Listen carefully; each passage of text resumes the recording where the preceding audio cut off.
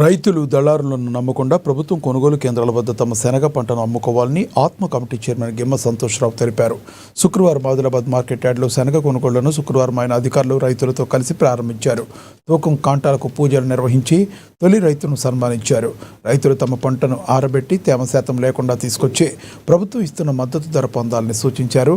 ప్రభుత్వ నిబంధనల ప్రకారం కొనుగోళ్లు సాగుతాయని తెలిపారు. రైతులు ఈ అవకాశాన్ని సద్వినియోగం చేసుకోవాలని కోరారు.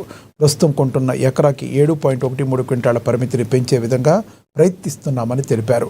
ఎకరాకు 10 క్వింటాళ్లు కొనేలా ఇప్పటికే Adilabad Congress party assembly incharge కంది శ్రీనివాసరెడ్డి వ్యవసాయ శాఖ మంత్రి తుమ్మల నాగేశ్వరరావుకు లేఖ ద్వారా విన్నవించినట్లుగా తెలిపారు.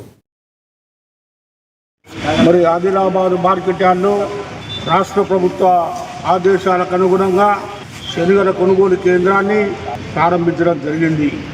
ముఖ్యంగా మరి రైతు సోదరులకు కొన్ని విజ్ఞప్తి చేస్తూ ఉన్నాను.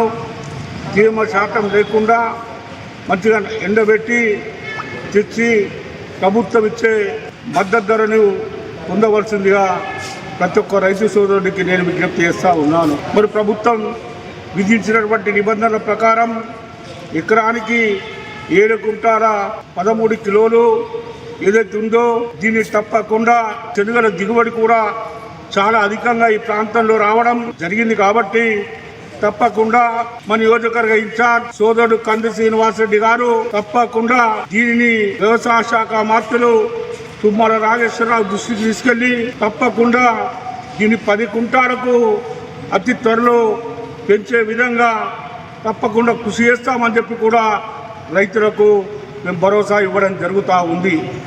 ఇంకొకటి ఆఖరి విత్తనం వరకు కూడా ప్రభుత్వం కొనుగోలు చేస్తుంది. ఎటువంటి భయాందోళన చెందవలసినటువంటి అవసరం లేదు. రైతు సోదరులారా, ముఖ్యంగా మరి అధికారులు క్లస్టర్ల వారీగా గ్రామాలు ఎంపిక చేసిన తర్వాత అధికారులు సూచించిన విధంగా మరి మార్కెట్ యార్డ్కి వచ్చి రైతులు విక్రయించుకోవాల్సిందిగా ప్రతి ఒక్క రైతు సోదరుడికి నేను విజ్ఞప్తి చేస్తూ ఉన్నాను.